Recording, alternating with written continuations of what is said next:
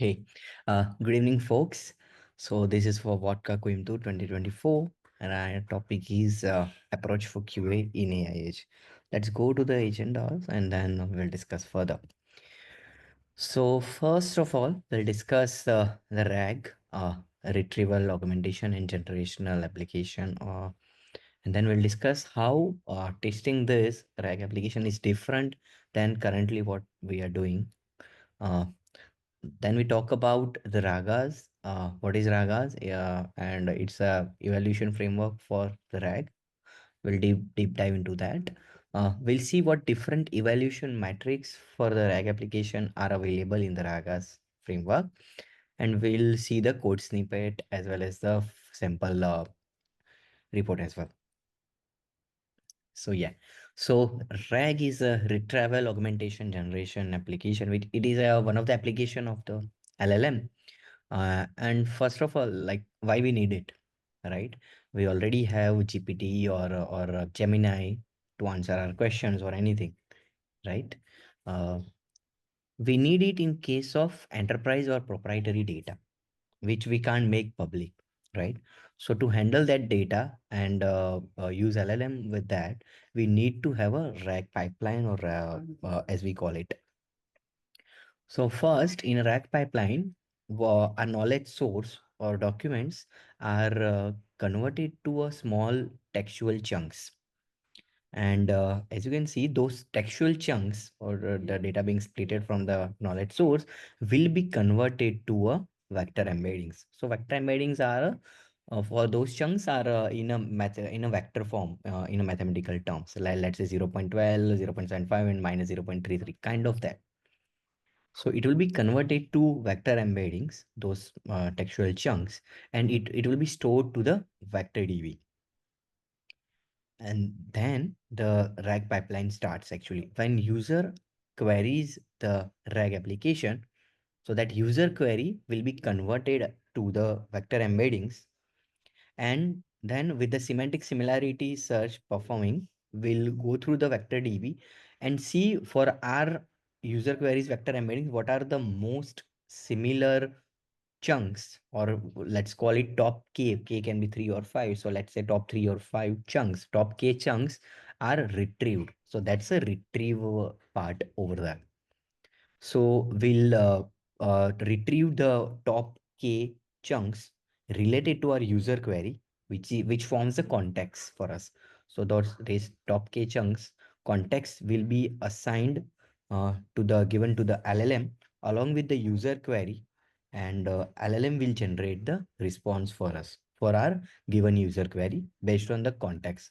So all in all, you can say that it's a retrieval technique with Gen AI to generate the context-aware responses.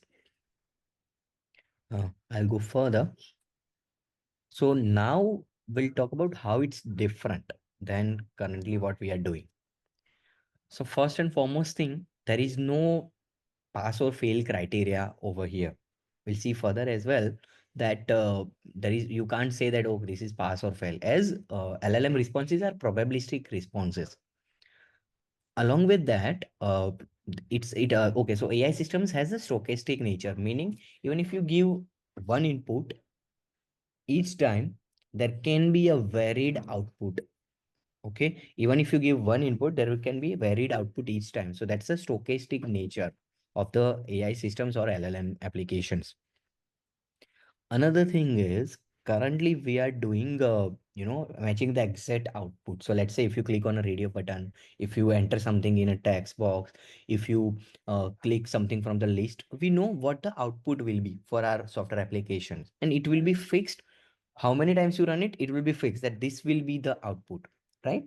But over here, as I discussed, right, due to the probabilistic and the stochastic nature of LLM powered application, we need to now evaluate the consistency and quality across multiple runs, because the responses will be varied each time even with the same input. So we need to have a multiple runs. Okay. uh, Another thing is, as anything and everything under the sun can be input for our LLM powered applications, we need to evaluate against variety of scenarios, right? Um Scenarios can be, positives as well and negatives as well. So let's say you ask some political questions, some mathematical operations. You can ask for something related to finance and some negative areas as well. Let's say how to scam the system, how to fraud the system, or how to hack this thing, or how to hack that thing, right? So these kind of things can be, we need to verify how our system performs or how it behaves against that.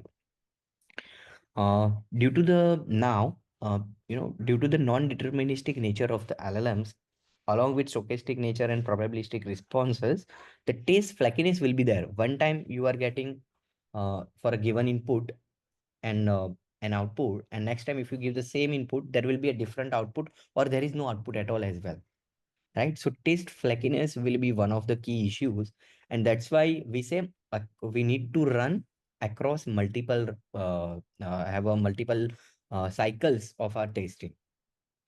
Okay. uh, Next is, earlier we never concerned ourselves with how much it's costing, right? uh, how many times we do input or output or anything, but now with the commercial LLMs, each query you do to the LLM, it will comes with a cost. So we need to strike a balance between, how we in a less number of queries covered a wide array of scenarios or range of scenarios to test our system. And the another one is API rate limiting. So as these are the commercial LLMs, to reduce the abuse of their systems, API rate limiting will be in place. And while we do the performance testing or the load testing, we need to make sure we don't hit it, because otherwise they can block us, ban us, or even permanently deny us to use that as well. So that is that.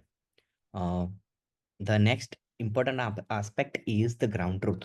So the ground truth or the fact we are presenting with our query should be accurate, right? Let's say if I say, uh, let's say my query is who is Albert Einstein, and if my ground truth says Albert Einstein is a kid was a kid who was very dull in the initial years of schooling, but later come out as a gold medalist in during the college years. That is a although an correct information, but if like you ask Google who is Albert Einstein, it won't answer that, right? It will answer that he is a physicist winning Nobel Prize, and the theory of relativity, like he come up with that. So that's a more accurate information for that query. So we need to make sure whatever ground truth or fact we have for a given query is accurate. We'll see in the later stage as well why this ground truth has to be accurate. In our testing, it will come. And another things are which we weren't doing at all previously was the guardrails testing or the biases verification or the ethics testing. We weren't doing that. But now with LLM powered applications, we need to see how that system performs or LLM behaves with a certain input or user queries. I can give an example where it was in the news that a child got like he did suicide, and then the mother was blaming a chatbot that chatbot pushed the child towards that direction. Okay. Also, along with that, there was a case of Google Gemini was not representing the wide history in context of US properly. So it was a very big uproar in the West. So we need to handle, or we need to at least observe that how our LMs are behaving for those kind of scenarios. So that is that. Anyone has any questions, please they can interrupt.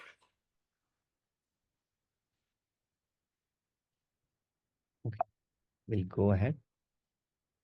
Okay, so now we'll see what is RAGAs. So RAGAs is a framework to evaluate your RAG application at a component level. So let's say we have this retrieval, augmentation, and generation, right? So retrieval and generation are a component. So to evaluate your application for those components as well as a combination of both, right? So for a retrieval component, we have context precision and context recall metrics. And for a generation, we have faithfulness and answer relevancy metrics. We'll talk about in detail in the below slides what each means and how it does that. The value which we derived or the resultant value of these metrics will vary between 0 to 1, where 1 is the highest and higher value indicates a better performance of your LLM systems. Um, and earlier, as we discussed, a continuous check has to be done, right? RAGAs can be integrated with your CI/CD to provide continuous check, and we can verify that in terms of, let's say, fine tuning or model update, or using altogether a different model, we can see how our system behaves or performs. Is it better or not? So that can be done here as well. Uh, so I'll ask Sumaiya to help us go through the evaluation and the code snippet for the better understanding of the RAGAs. Thank you. Thank you, JD. So, hi everyone. I will be talking about the evaluation metrics that JD just told us about. So, we have to evaluate the retriever component and then the generator component. And we saw RAGAs gives us these metrics so we can evaluate our RAG pipeline, right? But what does it need in order to derive those metrics? So it needs four of these things. Let's see one by one. The first one is the question. So question is nothing but the user query. So the query that usually user inputs, right? Or let's say you have a query that you want to evaluate your RAG pipeline on. This is the user query. Then we have the context. So the context are the top k chunks that are retrieved from the vector DB. So if you remember in the diagram, that RAG pipeline diagram that was shown initially, JD mentioned that the top k chunks are retrieved from the vector DB and fetched as a context. So this is the context that we are talking about here. Then we have the answer. This answer is nothing but the response that the user sees. Like once you hit a query and you get a response finally, right? This is the answer or the response that we're talking about here. Then finally, we have something called ground truth, which is the fact basically, which contains answer to the user query. And it is derived from the knowledge source directly. Again, which is a human annotator information. Human annotator information is nothing but human, as we have to manually review this content to make sure the ground truth is as accurate as possible so that it can be trusted and relied upon. So these are the four metrics that Ragas expects us. Uh, does anyone have any doubt on any of the four things that we talk about? Okay. So let's move on and see what each metric is, what it measures, and how it measures this. First is the context precision metric. This is for retrieving the first component, which was the retriever component of the RAG pipeline. So what this does is it compares the user query to the retrieved context, which is the top k chunks. So basically what it does is the context is there. So it checks how the information that is there in the context, it checks how relevant it is to the user query. Does it have useful information that is useful to the user? Does it have any irrelevant or duplicated or any sort of information that is not useful for the user? This is what it compares. How it does this is it compares the retrieve context to the user query, and this is the mathematical formula for it, how it works internally. So apart from the formula, let us see an example to understand this in a very easier way. Suppose the question, which is the user query, the user query is, how do I reset my smartphone? And the retrieved context is best smartphone brands in 2024. Now, as you can see, the user is trying to ask, how do I reset my smartphone, right? And the retrieve context is talking about smartphone, but it is just telling best smartphone brands in 24. Even though it is talking about smartphone, it is irrelevant to what question was asked. So it is not useful. The user does have nothing to do with this information, right? In such cases, we assign a lower value. So the context precision for such cases will become low, which is range from 0 to 1 as mentioned. So it will be nearing 0. So this is what context precision is. Any doubt on the context precision?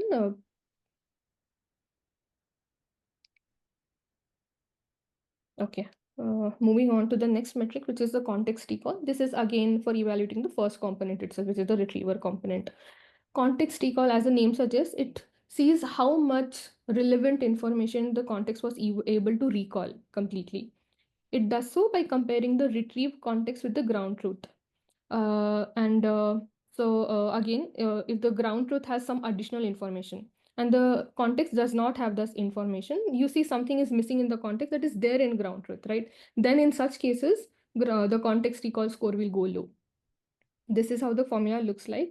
GT claims, GT here is ground truth, claims that can be attributed to context to the number of claims in ground truth. Let us again see an example to understand this in a simpler and much better way, right? So the user says the query, what are the symptoms of the flu? And the ground truth is fever, sore throat, body aches. And the retrieved context is fever and sore throat. As you see, the answer is relevant first of all, and it is relevant to what user asks. He or she is asking about symptoms of flu, and it did answer. But you see, something additional is present in the ground truth, right? The body aches. Now that body aches part is missing in the context. So since it is missing, it is incomplete, right? It did not retrieve all the things, all the relevant information as per the user query. Hence, in such cases, the context recall will be a low, which is nearing zero again. So any question on the context recall? So these first two metrics are what gives us the analysis of the retriever component of the RAG pipeline. Okay, we can move on, Jerry. So next we have the second component, which is the generator component, right? So faithfulness helps us evaluating the generator component of the RAG pipeline. It basically checks the accuracy of the generated answer by comparing it to the retrieved context. So in simple terms, what it does is it checks whether everything that is there in the generated answer is fetched or getting retrieved from the context or not. So this is how the again the formula looks like. Number of claims in the generated answer that can be inferred from the given context to the total number of claims in the generated answer. And generated answer is faithful if all the information in it can be supported by the retrieved context. So that is what I said. Let's see an example again, which makes us help understand things better. The user query is, what is the capital of France? The retrieved context is, the capital of France is Paris. Paris is in Europe. So there are two sentences here. And the generated answer is, Paris is in South America. You see, even though the context exactly had the right answer to the user query, which is the capital of France is Paris, but still the generated answer, what that LLM generated, is completely wrong. It confidently gave us an answer showing he, okay, he knows, he or she, like the LLM knows what it is talking about, and makes us believe like, okay, this is the right answer. But no, it is completely irrelevant. It is trying to generate an answer due to assumption. This is what we call hallucination in terms of AI. LLM is getting hallucinated. What is hallucination? Hallucination is when it tries to generate some answer which is factually incorrect. Why does this hallucination happens to LLM? Now we know LLM is getting trained on large amount of data, right? It is completely dependent on the training data only. It cannot fact check or reason any of the answer telling, okay, this is true. We as humans can tell, okay, this is the right answer, this is not. But LLM completely relies on the training data itself.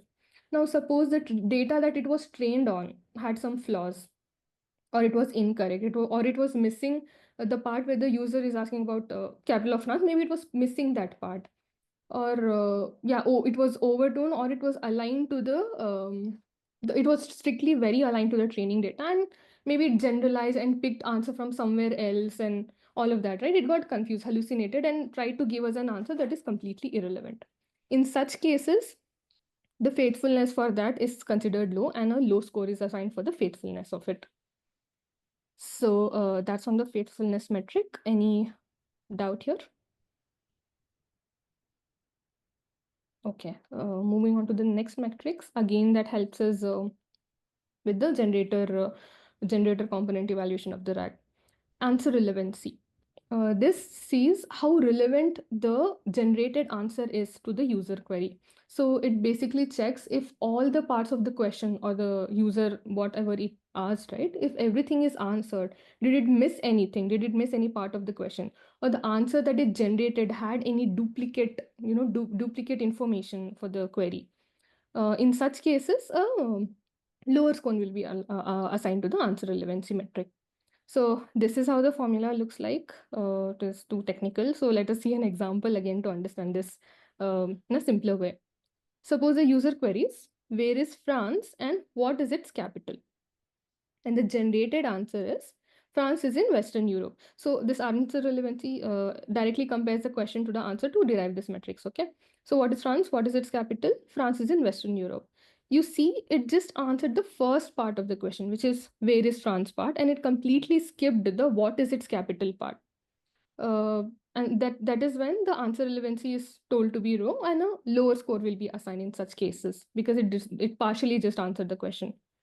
So that is on the answer relevancy part.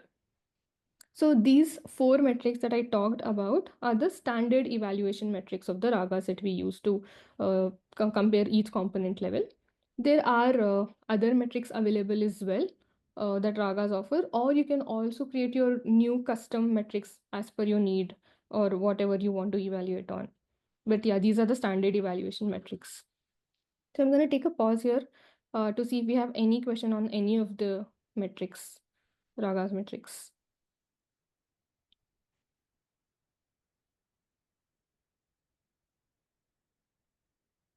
No question. Okay. Let's move on and see how it looks in code wise, and then we'll also see a sample report. So I'm using the RAGAs library here to import the same metric that I talked about: faithfulness, answer relevancy, context recall, and context precision. So these are the metrics, and I'm also importing the evaluate part of from the RAGAs to evaluate these metrics. So that was the left hand side of the code. The right hand side, as you can see, to the evaluate, I'm passing the data set. Now, what is this data set? This is the data set that you create. How do you create this data set? So I told you, right, you need the answer, the question, the answer, the ground truth, and the context. So to give it to Raga so it can evaluate this matrix, this is the data set it is talking about. So Ragas offers dataset creators. You can use that, or there are other libraries as well. You can use them and create your dataset, and you pass it here. Then I'm passing the metrics again, and then I'm passing the LLM. So here we're using the GPT-4o model and the embedding model as well. So this is what it takes to evaluate the result. Let us have a look at the results to understand how different user queries perform. So let us see. So as you can see, I have user input, the context, the answer, the ground truth, and the score for four metrics available here. So if we see the first row, it is 0.9, 1, 1.9, which is almost high, which is nearing 1, right? So that means all of the metrics are high. As you can see, the user queries, where is France? What is its capital? The retrieved context, the answer, the ground truth, all of them have complete answer to the user question, is relevant and not missing anything. You see, France is in Western Europe, Paris is its capital, Paris is in Western Europe, Paris is its capital, and same thing. That's why the score is almost one, which is the highest. That means it is performing well for this query. That was for the first row. I'm gonna take the second row and see why the context precision, context recall, faithfulness is 0, right? Let us see. So starting with the context precision. Context precision is it compares the query to the context. So what is the query here? Where is the Eiffel Tower located? And the context here is Paris is fashion capital of the world. See, you see the context is completely irrelevant. It is similar to what the example we saw in the slide. So it is completely irrelevant to the user query. It is not useful for the user. Hence the score 0 is assigned. Then let's see context recall. Context recall, make sure the context has all the relevant information. If anything is there in ground truth and it is not there in context, then low score will be assigned. So the context here is Paris is fashion capital of the world, and ground truth is the Eiffel Tower is located in Paris. So you see this sentence that the ground truth has, the Eiffel Tower is located in Paris, is absent from the retrieved context completely. Hence, a lower score is assigned to here as well. Then faithfulness. Faithfulness is checking if whatever information is available in the answer is retrieved from the context only. It should not, it should be, we should be able to trace it back to the context. So here, the answer is the Eiffel Tower is located in Paris. and the context is Paris is fashion capital of the world. You see, the answer is not getting fetched from the context again here. So hence a zero score is assigned to this. Um, Even though all of the scores are zero, you see the answer relevancy is one. So what is answer relevancy? Comparing the user query to the answer, if it is relevant or not. So the question is, where is Eiffel Tower located? And the answer is the Eiffel Tower is located in Paris. So the entire question is answered. It is the correct answer and nothing is missed. So the score is one, which is the highest score. That is how it is assigned. So any doubt before I move to another example? Any doubt on any metric, how it was calculated or anything?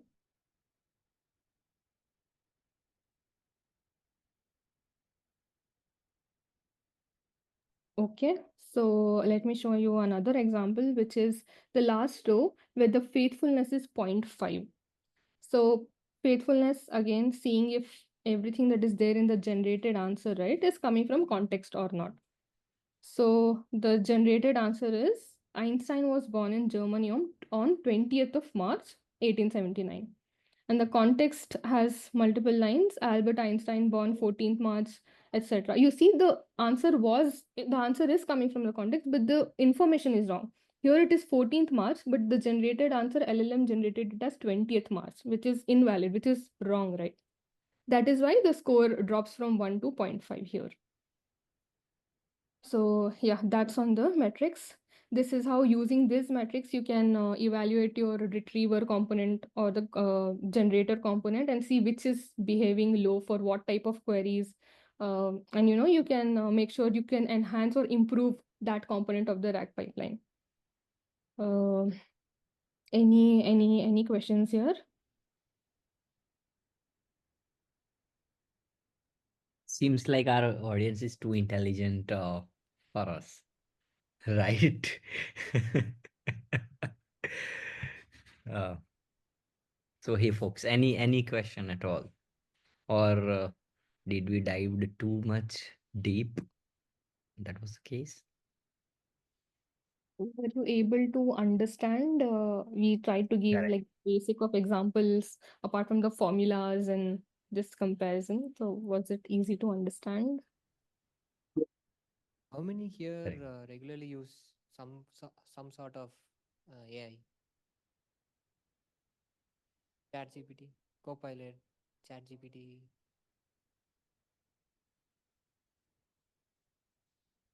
What do you ChatGPT mostly, right? So within your org, have you used any AI specifically within your the college or in your?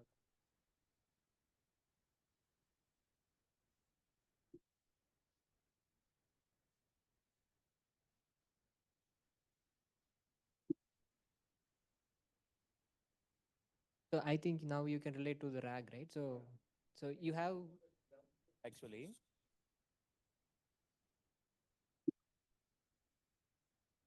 11 context is truth.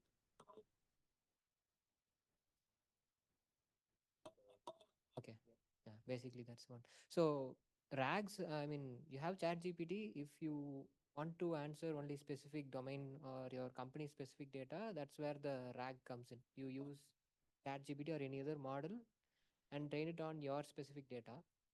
That's what the RAG is for. So you have Access Bank, you have a chatbot. Mostly that's RAG working. So how do you test the RAG is what the RAGAS framework is for. And if you have done performance testing, you would have seen what's the P95 response time. Those are few metrics for performance test. So for the RAGAS framework, we have these four metrics that they were explaining about: context recall and three other metrics, right? So that's how I think in their project they have a RAG created for their company internal use, right? Yes, yeah. Okay. So I think that's how the Ragas they have implemented something similar to the Ragas framework to test the chatbot. It can be anything. I think they have tested a chatbot using this Ragas framework. So maybe if some project comes up in your work that involves some sort of AI based chatbot, and if it involves the RAG, you can follow this RAGAS framework. Okay, who defined this RAGA framework in RAGAS framework? Meaning, can you elaborate, please? No, who defined this framework? Is there a company, or It's a open source. It's open source. Yeah. is there any other framework to test the RAG uh, chatbots or RAG applications? Yeah, there are many. I can't get a name now, but there are many. Even we tried 2 to 3 frameworks, but Ragas is the industry leading and the most like contributed. So that was our reason for selecting this. And as we know, for AI, like everyone is figuring out how is performing. Let's say LLM, why it gave this answer, why it cannot give this answer. So everyone is figuring out. So we tried what the industry has the best to offer and tried to go with it.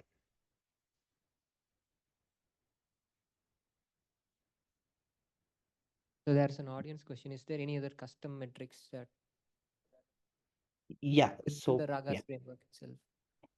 Correct. So if we have the cost, we have the noise, or we have this like okay. So there is a cost metric as well. So because we talked right, each query comes with a cost, right? So if certain cost has been like you need to see what each query costs. So you can have that metrics as well. We have there is a surprise like okay. So these are LLMs. Okay, so you need to see how each LLM performs when you throw it under the like any unwarranted information. So there is a noise sensitivity as there where let's say there are 10 100 lines, right? But out of that only 10 are relevant to you, right? So how effectively it finds that. So that is there as well. Then we have the how do you for the agents, if we call about, right? How it does it stays on the track and does your work. So that's the agentic workflow coming in play. So that is there as well. So and you can create your own custom metrics as well. Let's say if context is this at this level and ground truth is this, and then you can say oh the then answer has to follow the certain threshold or anything, and it can be your custom metric as well, so you can create that as well. Yeah. And there was a mention. Okay, sorry. Yeah. So let's say if you have a score is low, like for example, you are doing a for like questions that you ask right to your LLMs. So how it can be corrected in your system? Okay, so you are Like saying if how you if find out like the scores are low, so how it can be correct. corrected?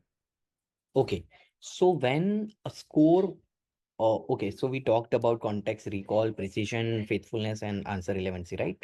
So from there were 4 things we were deriving that score from: question, context, answer, and ground truth. So as we mentioned, question will be the user query. You can't improve that, right? User can input anything.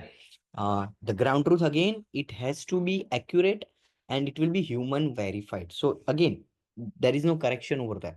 The correction will be on the two fronts, which is context and the answer. Let's say as shown in the faithfulness, even though the context was correct, the query was there, the answer was completely wrong, where Paris is in South America, it was there, right? So you can check why LLM hallucinated, what was the reason for that, and why even with the correct context you get the wrong answer.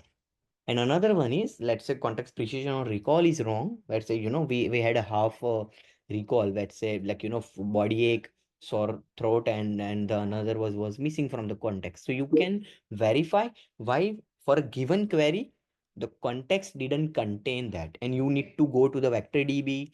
You need to check where that, if that information is first of all present or not. Okay. Second, why it didn't come when you did the semantic similarity search? Why it didn't come in the top K chunks? Because we are only giving that information to LLM. So you verify and you test for that as well, that why it didn't come in the top K, is that score was low or something was missing, or there is some grammatical, because uh, this is you are converting the textual chunks to vector embeddings. So if something is grammatically different or semantically different, right, then that score will go low for that to come up on a top of the chunks, right? So you can see that why this text, let's say, we too have observed that if you type capital food, somehow it got recorded and we get the answer. But if this food is small, then you need to see why this is happening. And also you may need to update the latest version of the embedding model for our use case. If you're using like you started, let's say we started with GPT 3.5, we moved to 4 and currently at 4.0, right? So with the newer models coming in and everything, you need to change those in your offerings. So those could be the reasons as well. Ingestion in the vector DB can be redone as well. We ourselves did multiple times due to the ingestion issues, where vector embeddings are not correct itself. So that could be the reason as well. So you can correct two parts, which is context and answer. So that is that. Have you done any performance related this? How it has been done for this Okay. LLM model? So yes, yes. So as we have the API rate limiting, right? We can't performance test the, let's say, GPT-4 all over the world. Millions of people are using it. So there is it doesn't make sense to do this, right? But for our internal APIs, we did have it. We have the Gatlin, and we are doing that for let's say for the performance, how many QPM and how much what's the response time and everything we are getting. So it doesn't make sense to performance test LLM when you are using the commercial ones. When you are using the in-house ones, we need to do that. We are yet to do that. But for our internal APIs, we use a mock LLM. A mock LLM response will be there to overcome the token limit and rate limiting, and then simply check how much our internal APIs can perform better till which point. Yeah, understood. So it's a normal performance testing with APIs. Correct, correct, correct. As we are not performance testing LLM. That's the reason. Okay, so there's another question. So let's say there's a RAG application, org specific chatbot, and it deals about the HR policies. Uh, so if certain responses should be given to certain roles, let's say admin should only know about these, and normal user should not get these details, sort of things, right? So how can we handle that with this, or is it within falling within the RAGAs framework, or is it outside the RAGAs framework to fine tune these? It's outside, because this is a whole permission thing, right? Which user has access to which information. So it will be like, let's say, like with the auth token, we can limit that this user has access to this information, but not this. So we certainly do that, but it's outside of the gambit of the ragas. It will be a normal testing, right? What we are doing currently, that if some, if this auth user has not access to that, that information shouldn't come, as simple as that. Yep. Okay, I think there was a mention about the guardrails testing. So mm, do we know what means by guardrails? Okay. So when we drive the car on the road, right, on in a hilly area or anywhere, we have the guardrails in place. Those steel bars at the edge of the road. That's the guardrails, right? So similar over here. As I mentioned, anything and everything under the sun can be the input. Let's say I ask about how to make bomb, how to scam the system, how to hack, how to fraud the banking system or anything, right? Uh, uh, those guardrails or the boundaries has to be in there, right? So when you and it's not a okay. So if you're using the commercial LLM, you cannot control what it answers back, right? So we have the guardrails in place, meaning if something goes off the topic which the LLM is designed to answer, then it shouldn't answer that at all. Let's say if I ask it who will win the US elections, it shouldn't answer at all. It shouldn't go till the LLM itself. Okay, because it is outside of the subject of the LLM to answer that, right? So we have that guardrails testing in place where we go, like we do the phishing, we do the XSS injections, we do the SQL queries. Let's say if username is this, give me the data and everything, right? And as LLM simply executes what you ask it to do, we need to block it, right? So those are guardrails testing. You need to see how your system behaves, and if you are not expecting that it to behave at all, you simply need to block a given query. There are, to identify what user meant, there are libraries available publicly, which says what is the intention or the intent of the user. And you block your user input from being some of the intents, and it don't go to the LLM. So that is that. I can today ask ChatGPT how to make an atom bomb and it can respond, but It did not. bank chatbot need not respond. So that's what I Correct. understand by guardrails. Right? Correct. Correct. So my question is, what made you to choose Raga as one of your framework while there are other markets players available? Does Raga framework has any specific or outstanding features compared to the other tools while you were exploring or evaluating? Okay. So when we started uh, time back, at that time, there weren't many. One or two were there. One is, I guess, DP well, and another one was some other was there, and it wasn't used by many people. And Ragas had a strong community, and it currently as well. If I say about that, the that metrics about noise sensitivity, it wasn't there when we started. So it has a very good community and everything, and that's why we selected Raga. Uh, Currently, there are 4 or 5 tools are there, but when we started it, nothing was there. Maybe DPWell and the other just 2 to 3 tools were there. So that was the reason. And even now, every if you go to those different tools, basically they just add on something on the Raga score. Okay, because so this metric, okay, so the Raga score was come out from the some academic papers, research papers, that how you evaluate your LLMs. It comes out of that. And now every other library framework just builds on top of that. So that is the scenario currently. Thanks for that.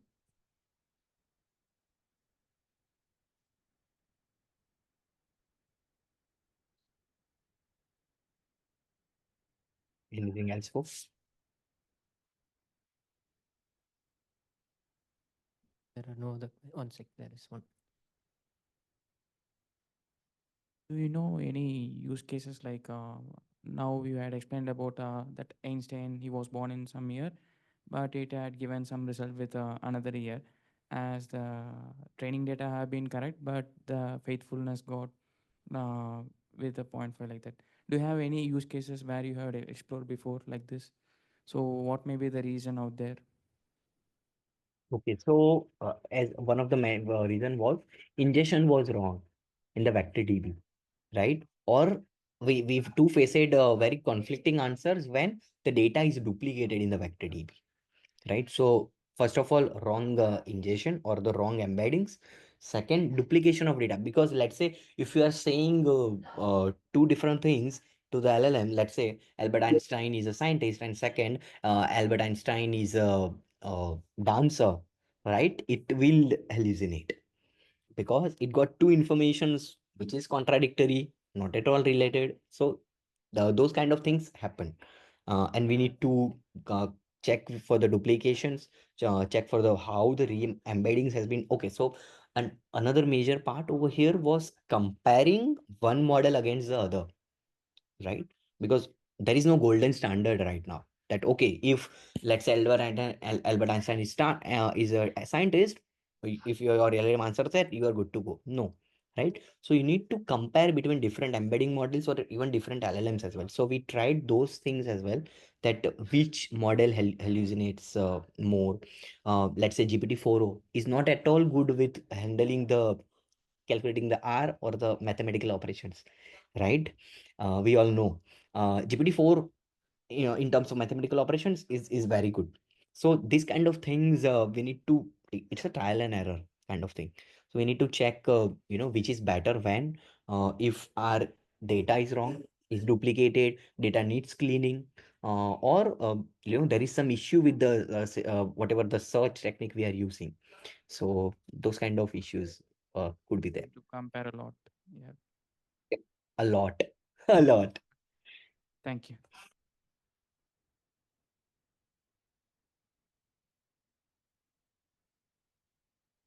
We don't have any other questions. One sec. Do we have any, can we do any testing on the ingested data and the vector DB? Oh, you ask a very good question. Very good, actually, because we are here to do that. We have something in mind, but it's okay. So we showed you those mathematical formulas, right?